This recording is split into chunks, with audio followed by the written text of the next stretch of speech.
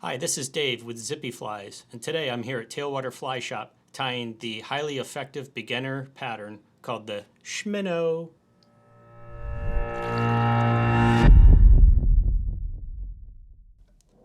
We're going to insert our hook in the vise. This is a TMC 800S saltwater Tiemco hook.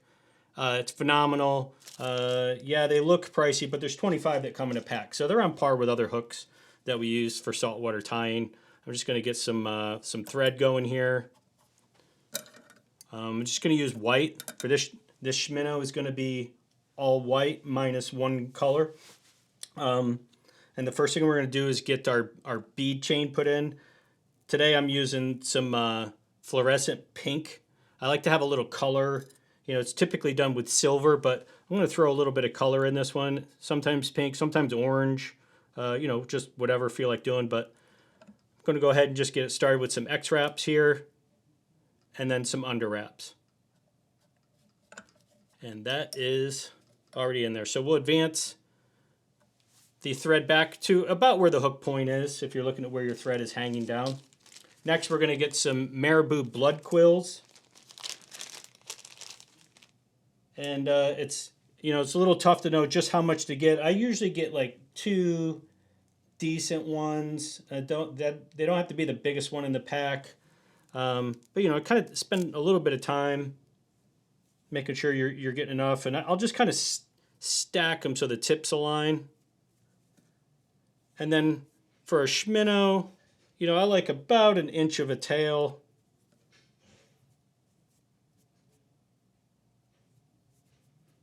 It's a little bit on the thin side, but for what I'm going to be using this for, namely dock light fishing, this is going to mimic a small glass minnow. So about 1 inch is plenty. And I'm just going to go ahead and set it on top. Get like 2 or 3 wraps. And one thing about marabou, it's going to get everywhere. It's going to make a mess. So if you have a significant other and they don't like that your tying makes a mess, make sure they're not around when you're doing this fly, because it is going to get everywhere. You can do the best you can. I've already got just from making one fly here, I've got a bunch getting everywhere.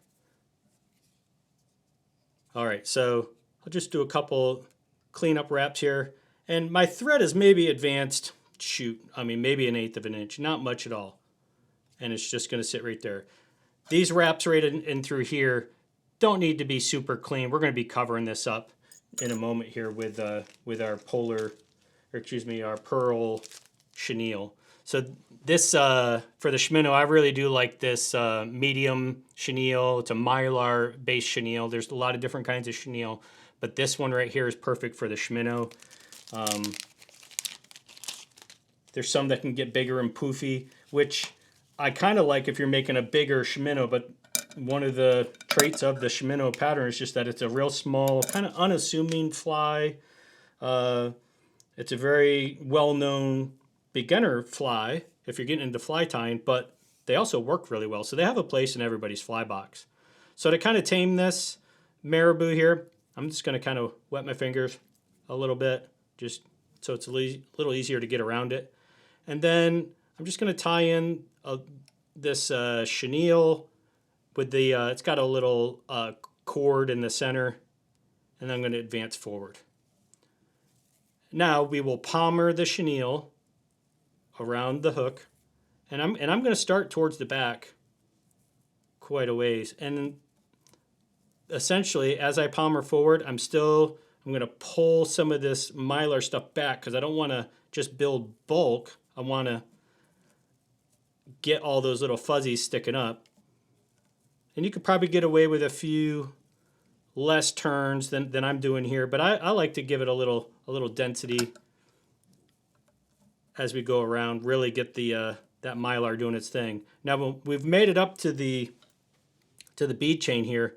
We're gonna do one pass, or really 2 passes, I suppose you could argue, through the bead chain. So we're going to do some X wraps, and I'm going to angle my vise here so you can see a little better. But as I come under, I'm going to, just like I did X wraps with my thread, I'm going to do it with the chenille, and it's just going to have to go over itself there. And now I'll come back up this way. And because my thread is already forward in position, I've already advanced it, if you will, I'm just going to lay it over twice, and it's going to hold it. I can trim off the chenille. And now I do have a bunch of little mylar pieces that are sticking forward. It's honestly not going to hurt the fishability of the fly, but we will deal with those in a second. But I'll put a couple turns in here just to make sure I've secured it. And then I'm just going to take my scissors and try to trim some of this out. Now, these are my everyday scissors. They've cut all kinds of stuff and even things they probably shouldn't. So if you got a nicer pair, that can be helpful. Another thing that can be very helpful is some sort of a cautery tool. And I can heat this up. These are sometimes referred to as like a thread zapper. And I'll just quickly melt that chenille. All right, so we're looking pretty good. And then the last step is we're going to whip finish.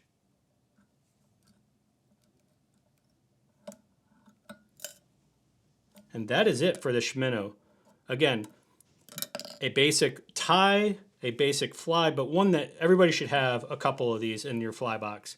Because if you're out, a lot of times you'll see some tarpon rolling in the backcountry and you're throwing flies, you might not be getting hit, but they're probably hitting little glass minnows or tiny stuff.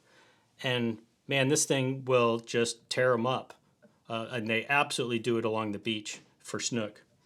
Probably last thing we could do here is maybe just make sure that we get all this mylar. I'm just going to use one of these EP finger brushes to pull it all up. And I mean, look at that. That is, again, simple tie, but man, very, very effective. If you like this video, be sure to like and subscribe to our channel. And check out the description below. We have all of these materials are available on the site. And let us know if you like the video and if there's something else you'd like us to tie.